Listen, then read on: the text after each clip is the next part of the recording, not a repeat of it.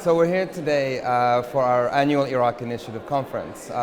We decided to have a gathering once a year at Chatham House in London to bring together policymakers, academics and analysts, activists focusing on Iraq, based in Iraq, in the region or abroad, to keep Iraq sort of on the radar, to have a better understanding of the trajectory of Iraq and the region more generally.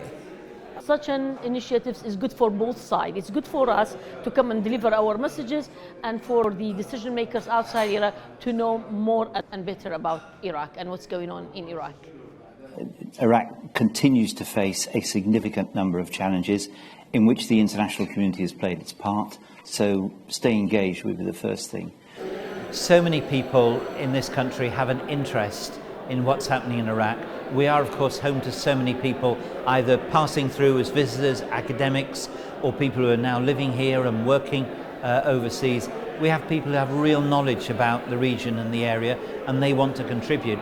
Hence, you get a good audience, a lot of people who know what they're talking about, and people always interested in learning more. I welcome any opportunity to say very clearly that Iraq is not Afghanistan. Iraq for us is a long-term strategic partner, and our commitment to it will not and does not change. At the same time, though, I do think that it's right that the region takes some responsibility for regional dynamics.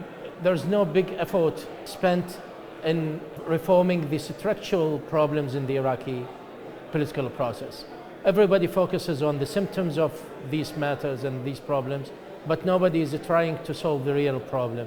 The very bases upon which the political process was built since 2003, these are the most important issues that make the governments unable to deliver what is expected from them. For 20 years, women have been subdued in Iraq, but the feminist voice is out there, and this situation has to change. It cannot continue.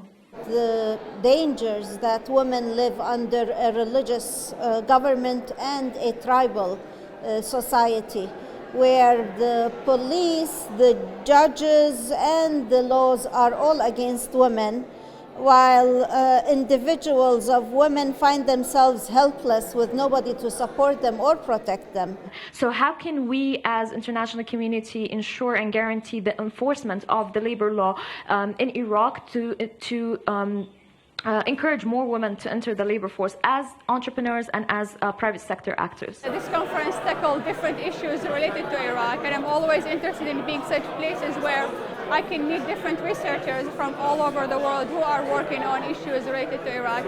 I do believe that there is a recognition of climate change affecting or adding another layer of instability in Iraq among the political circles.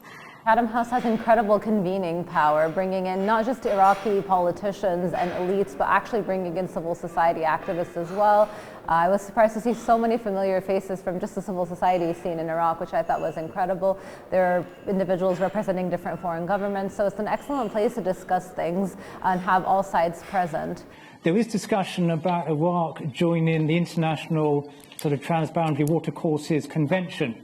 Okay, if that were to happen, this is the sort of area the international community is crucial in supporting Iraq to help to develop a basin-wide international agreement.